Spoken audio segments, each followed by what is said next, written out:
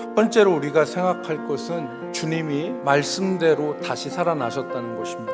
죽으심에 머물러 있지 않고 사신 것은 죄에 대한 승리의 증거, 예수 그리스도가 참된 승리자이심을 증거하는 것입니다. 이 승리의 주님을 만날 수 없는 자리가 있어요. 첫 번째로는 죽음의 자리, 죄악의 자리에서는 주님을 만날 수 없어요. 요한계시록 18장에 보면 큰 성 바벨론이 나옵니다. 없는 것이 없는 부요한 성이었어요. 그런데 이 없는 것이 없는 바벨론 성에 단 하나 없는 게 있었어요. 주님이 이 성에 계시지 않았습니다. 여기가 죄악의 성이기 때문에 그래요. 오늘날도 마찬가지죠. 부족한 것이 없어도 주님이 없는 인생들이 많습니다. 죄 가운데 거하면서 우리가 주님을 온전히 만날 수 없어요. 그렇기 때문에 우리 삶에 죄악이 들어와 있으면 그 죄악과 싸워서 죄악을 밀어내야 돼요. 그래야 주님이 우리와 함께 하시는 것입니다. 두 번째로 우리는 불신앙의 자리에서 주님을 만날 수가 없습니다. 예수님도 고향에서 기적을 거의 행하지 않으셨습니다. 왜 그랬습니까? 그들이 믿지 않았기 때문에. 오늘 우리 가운데 하나님에 대한 기대가 있습니까? 하나님께서 우리 집에 행하실 일, 이걸 기대해야 되지 않겠어요? 그게 믿음 아니겠어요? 믿음이 없는 자리에 하나님을 만날 수가 없습니다. 오늘 우리가 하나님을 기대하는 믿음이 되기를 바랍니다. 하나님께서 이렇게 역사하시기를 바라는 믿음, 그 믿음이 참 믿음입니다. 세 번째, 교만의 자리에서 우리는 주님을 만날 수가 없습니다. 욥은 이유 없는 고난을 받았습니다. 고난받을 때 주님을 만날 수가 없었습니다.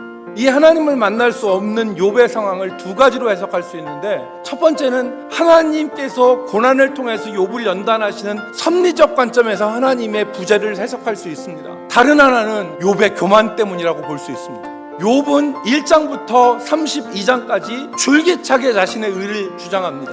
그런데 마지막으로 하나님께서 욥의 한계와 하나님의 광대하심을 깨닫게 할 때에 욥이 자기의 교만을 회개한 것입니다.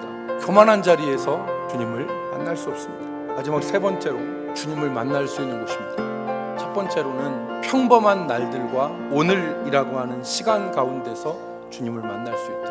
평범한 날들을 하찮게 여기고 이 평범한 날들의 세상에 관심을 갖고 살아가는 우리들, 그게 아니라 이 날 가운데서 특별히 오늘을 귀하게 여기시고 평범한 날들 가운데서 주님을 찾고 주님을 만나는 저와 여러분이 되기를 주의 이름으로 축복합니다. 두 번째로 사소한 일들 가운데서 주님을 만날 수 있습니다. 주님께서 담메색으로 가는 사울의 눈을 멀게 하셨어요. 그리고 사울에게 하신 말씀이 사울아 사울아 어찌하여 네가 나를 박해하느냐 그러셨잖아요. 사울이 박해한 사람은 누구예요? 예수를 믿는 남녀예요. 교회를 핍박한 것이 나를 핍박한 것이다. 즉 예수님은 교회와 자신을 동일시한 거예요.